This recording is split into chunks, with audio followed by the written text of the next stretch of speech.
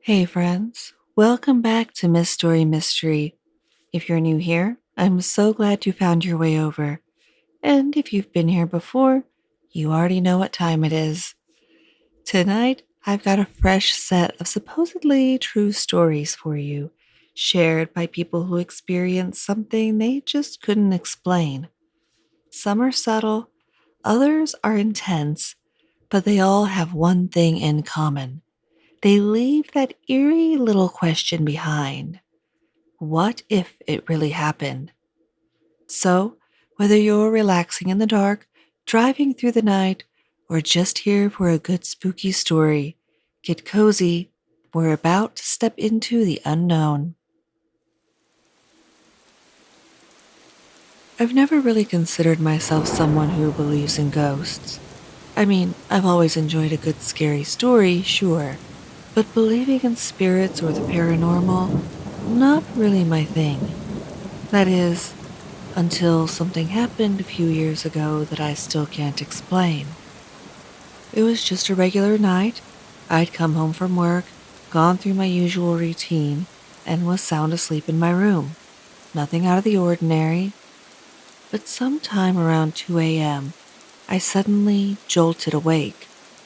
No nightmare, no sound, just that strange, heavy feeling in the air. Like something wasn't right. You know the one. The kind that makes your skin prickle before your brain catches up. I sat up, blinking into the dark, trying to shake off the fog, and that's when I heard it. A woman's voice, whispering my name, clear as day. Not once, but twice. It came from the hallway just outside my door. I didn't move, I just froze. It didn't sound threatening, but it wasn't familiar either. It wasn't my mom. It wasn't the TV. Everything was off. No lights, no sound, just silence and that whisper still echoing in my head. Eventually, I convinced myself I must have been dreaming, half awake and hearing things that weren't really there. It was the only explanation that made sense, and I needed it to make sense if I was going to fall back asleep. But then came the morning. I was sitting at the kitchen table, groggy, halfway through a bowl of cereal, when my dad casually looked over at me and said, "Hey, did you get up last night? I thought I heard someone say your name in the hallway." I hadn't told anyone what I'd heard. I looked at him, he looked at me, and for a long second we just stared at each other. Then, like we both silently agreed not to go there, we changed the subject. He's never brought it up again, and honestly, neither have I. Nothing else ever happened after that. No footsteps, no more noises, just silence. But that moment, that one quiet, eerie moment, is burned into my memory. Whatever it was, whether it was a dream, a trick of the mind, or something else, I'm pretty sure we both heard the same thing. And that's what keeps me up sometimes. A few years ago, my extended family and I took a trip to Myrtle Beach, South Carolina. We had rented this dated, cream-colored, two-story beach house on stilts, surrounded by a maze of nearly identical houses in one of those massive beachside complexes. It had this kind of charming but creepy vibe, like a place that's seen a lot of summers and maybe a few things it couldn't quite explain. The timing wasn't ideal. Hurricane Debbie was churning up the coast, so each day of our vacation got rainier, windier, and just a little more tense. Still, we tried to squeeze in what fun we could before the worst of it hit. One rainy afternoon, everyone else had gone off to do their own thing, shopping, sightseeing, whatever. leaving just me and my husband at the house. So we figured we'd ride out the stormy weather with a movie. We curled up on the couch in the downstairs living room and threw on Jeepers Creepers 3, which, to be honest, was not good. We were cracking jokes about the acting, the plot holes, everything. That's when I heard it. A faint creak from the ceiling above us, right at the landing at the top of the stairs. You know that sound older wooden floors make when someone's walking across them? That subtle but distinct shifting of weight that comes with footsteps? I paused the movie. "Did you hear that?" I asked my husband. He shook his head. Didn't hear a thing. I figured maybe the storm was messing with the house. Old buildings creak, right? So we shrugged it off and hit play. But then it happened again. Only louder this time. More deliberate.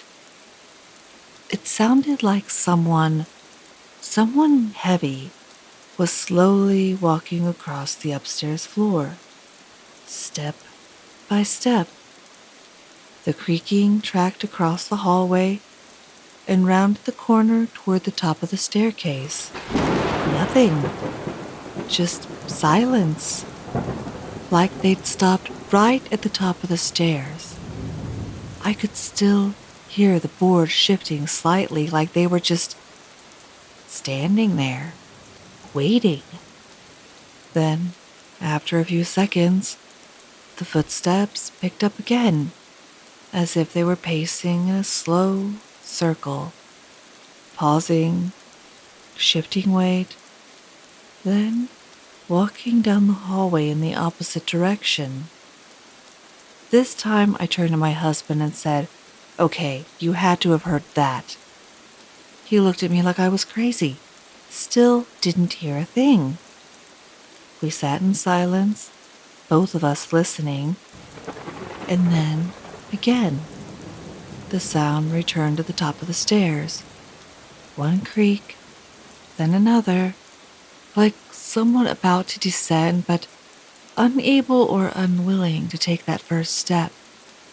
I knew that no one else was home.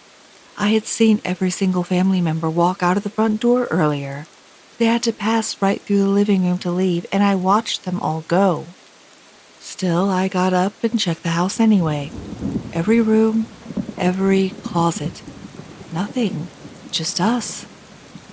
And the moment I started checking, the footsteps stopped.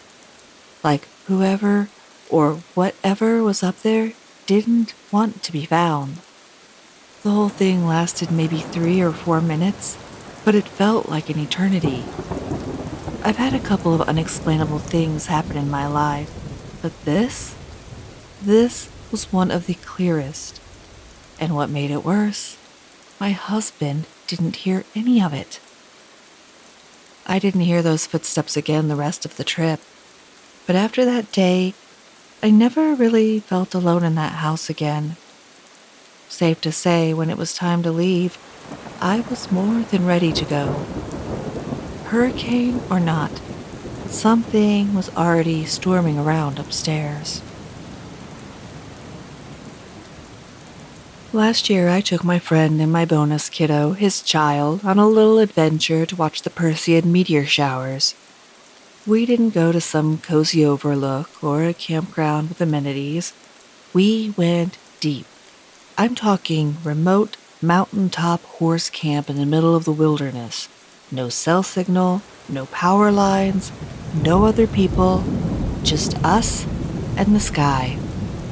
Even though it was late summer and hotter than Hades, the place was completely empty, which was strange because this was a huge camp, easily 100 acres or more, and yet there wasn't a single other human or horse in sight. Still, it was the perfect setting. We set up our camp chairs on the edge of this wide, sloping meadow surrounded by scraggly pine. It felt like we were sitting in nature's own amphitheater, just waiting for the celestial show to begin. Now the kiddo was 11, and this was his first time that far into the wilderness. Neither of his parents are really the outdoorsy type, so you can imagine every little bug and unseen rustle had him on edge. He was brave, though, even if the unknown creeped him out a bit. His dad, my friend, had been out with me plenty of times before. Just recently, we'd been gathering sage on my native res, and yeah, I've got a whole other story from that trip. Anyway, we were about 20 minutes in, stargazing and cracking jokes, when I realized something had changed. The night had gone completely still. All the bugs, the frogs, the normal forest soundtrack, gone. Dead silent. And that silence, it wasn't peaceful. It was wrong. My skin prickled. That ancient instinct kicked in. The one that doesn't care how logical you are, it just knows when something's off. And then, out of the shadows near the bottom of the meadow, something stepped into view. At first glance, it looked like a deer, but only at first glance. Its neck was too long, too high, and it didn't move right. Its head tilted at an odd angle, and every step had this jerky, puppet-like quality to it. Not natural, like it was mimicking a deer, but hadn't quite figured out how bones are supposed to work. It looked directly at us. Didn't run, didn't make a sound, just stood there watching. Now and then it'd take a few slow steps towards us. Never enough to get a clear look, but just enough to remind us it was still there, still watching. My binoculars were in the car, maybe 30 feet away, but honestly, I didn't want to get a better look. Whatever that thing was, I don't think it wanted to hurt us, but I do think it was letting us know we were on its land. It grazed a little, slowly, that long neck bobbing in a way that reminded me of ceremonial puppets used in native traditions. Symbolic animals brought to life through exaggerated motion. It felt like a message, like a warning. I stayed calm for the kids' sake, even though my heart was pounding. We stayed a little longer, caught a few breathtaking streaks of the Perseids across the sky, but I never took my eyes off that thing. And the bug chatter never came back. Eventually, we packed up and left, quiet and cautious, making our way back down the mountain in the dark. It wasn't until we were safe at home, kiddo tucked into bed, that I finally turned to my friend and said, "That wasn't a deer." Back in 1995, I bought around 200 acres of land, just for recreation. You know, hunting, camping, exploring, that kind of thing. Over the years of wandering the property, I started discovering things I never expected. 2 undocumented cemeteries for one. No records, no signs, just weathered, hand-chiseled headstones. So worn down you couldn't make out a single word. Some of them didn't even have engravings at all, just stone markers standing silent in the woods. Still, I love the land. For a while, we camped out there in a trailer setup, but in 2003, I decided to build a cabin. Figured it was time for something more permanent. That's when everything changed. It felt like I made something mad. Ever since that cabin went up, things have happened. I'd walk in and find the place turned upside down, furniture moved, stuff tossed on the floor, complete chaos. But no signs of forced entry. No broken windows, no locks left undone. And weirdest of all, nothing was ever stolen, just disturbed. Totally random, totally unnerving. Then came 2005. It was the night before deer season, and I invited a few close friends up to the cabin. We planned to relax, cook some steaks, have a few beers, just hang out. Around 8 p.m., we had a fire going out back. Everyone was swapping stories, cutting up.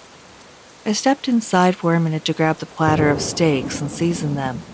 Grabbed a beer while I was at it. When I walked back out, I immediately knew something had happened. One of the guys looked at me and said, "Man, you didn't have to hit John with a stick. You could have just tossed it at his feet." I blinked. "What are you talking about?" They all kind of laughed it off, but then I saw John holding the side of his head. He was shaken. Apparently, while I was inside, a 2-foot-long stick, about an inch and a half thick, came sailing out of nowhere and smacked John hard right in the side of the head, nearly knocked him out. I said, "It wasn't me. I wasn't even out here." And it wasn't like it had fallen from a tree. It was a calm, cold night, dead still, and there were no branches hanging over us. The nearest trees were a good 50 feet away from the fire pit. John swore he heard it whipping through the air before it hit him. Said he thought I was just messing with him. But the mood changed after that. The rest of the guys grabbed their rifles, pistols, flashlights, whatever they had, and we eased outside, creeping around the front of the cabin. We stopped at the corner and just listened. Crunch, crunch. Slow, deliberate footsteps in the leaves, coming from about 100 feet into the woods. We moved as a group, flashlights on, heading toward the sound. This section of forest is pretty open, not much underbrush, so visibility was good. But even with every light pointed in the direction of the footsteps, we saw nothing. And the walking sound? Still going. There were 6 of us out there that night. Grown men, experienced hunters, all of us used to being in the woods. And we were spooked. The rest of the night was quiet, but none of us forgot what happened. Fast forward a few years. Our kids had gotten older and were finally coming out to the cabin with us, joining in on the fun and going hunting on their own. We had another get-together with mostly the same crew, plus a few extras. That night, the boys wanted to go see one of the old cemeteries I'd found. They were curious, wanting to know how big it was, what it looked like. After dinner, I agreed. Told them we'd all walk over there together later that night. So, pistols on our sides, flashlights in hand, we headed down the trail. It's about a 500 to 600 yard walk through the woods. About halfway there, I started to hear it. That sound again. Footsteps, off the trail, moving parallel to us, like something or someone was shadowing our group. I tried to ignore it, thinking maybe it was just my mind playing tricks. But then my buddy came up from the middle of the group and whispered, "Hey, who do you have out in the woods?" And I knew it wasn't just me. I stopped the group, told everyone to freeze and stay quiet. That's when John, the same guy who got smacked with a stick years ago, said quietly, "It's that thing again, from before." We all turned and shined our lights into the woods. The footsteps were closer this time, closer than before. We should have been able to see whoever or whatever it was. But there was nothing there. That was enough. We turned around and ran all the way back to the cabin. To this day, I still don't know what it was. But I don't walk in those woods at night anymore. I went to college in Northwest Georgia. It was a small school, but the campus, huge. Around 27,000 acres for maybe 2,000 students. Most of it was sprawling fields, thick forests, and remote, undeveloped land. During my senior year, the school ran short on women's housing and asked for female volunteers to move into some old apartments tucked away on a far edge of campus. These buildings had been there since the 1930s, originally built to house workers for the school dairy. There were maybe 8 units total, perched up on a hill with beautiful views and access to miles of hiking trails.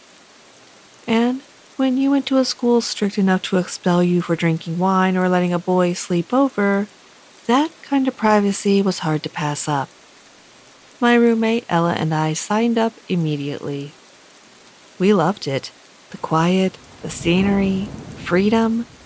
Most evenings we'd head out together to walk the trails, usually turning back just before sunset.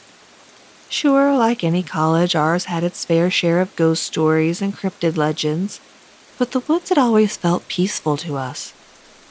Until they didn't. It was late spring. One evening we decided to try a different trail, one that veered farther away from the main road than the one we usually took. We were chatting, joking around, just doing our usual thing, until I noticed something strange. It was getting dark. Really dark. Faster than it should have. We both knew what time the sun was supposed to set, but the trees around us felt thicker somehow. Like the light wasn't just fading, it was being swallowed. I brushed it off at first, told myself we must have lost track of time. The trail was familiar enough, we'd be fine. But then the feeling set in. That creeping, gut-level instinct that says you are not safe. Neither of us said it out loud, but I could feel it. Ella had gone quiet too, and for us, that was unusual. We're both talkers. If she was silent, she was feeling it too. And then came the silence. Georgia woods in warm weather are loud.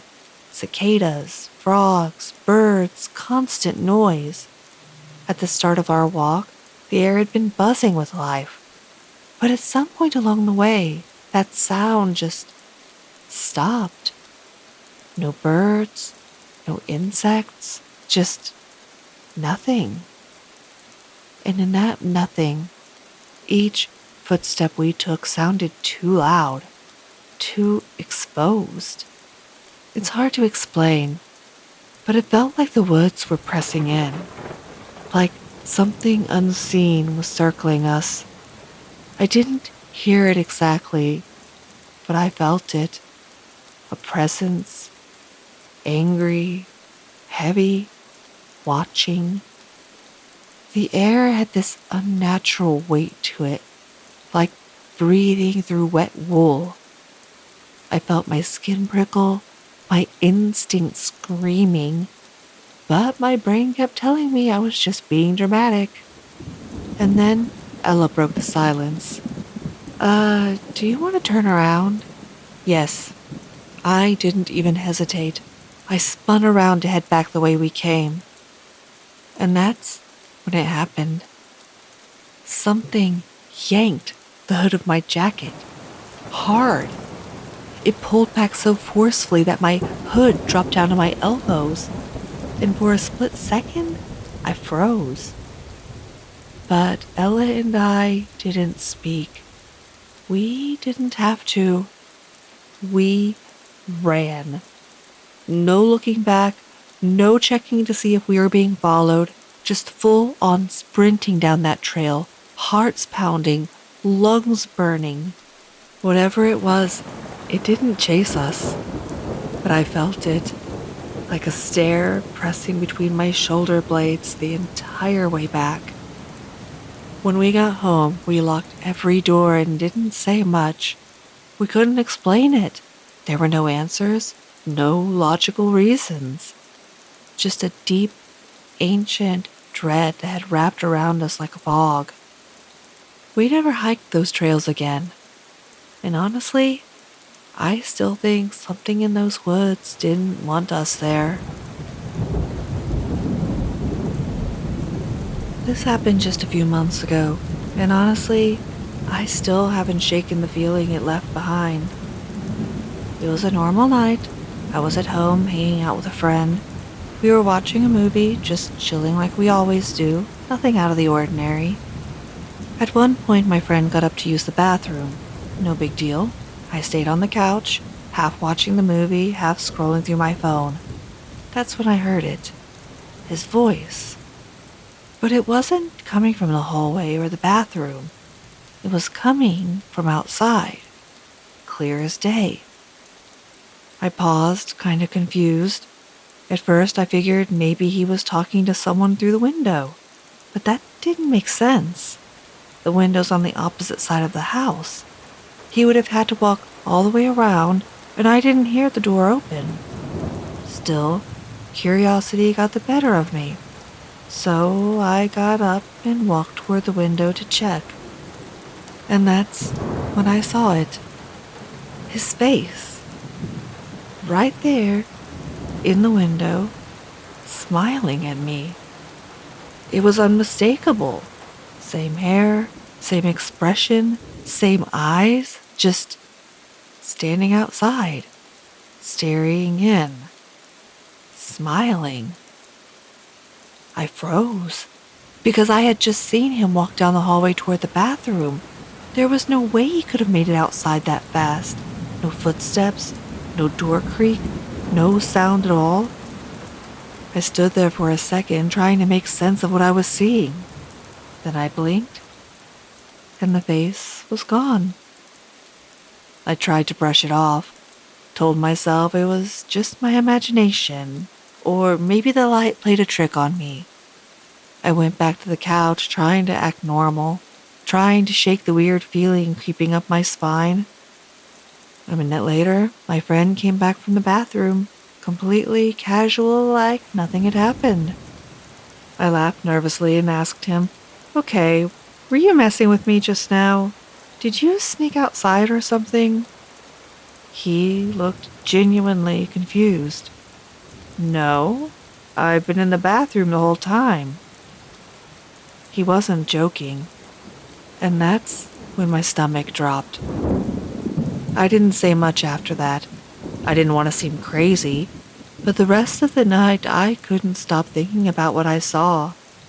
Because I know it was his face in that window, but I also know it wasn't him. Later that night, still feeling unsettled, I started doing some research. I just needed to understand what I'd seen.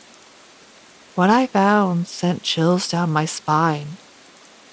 Everything pointed to one terrifying word: doppelgänger.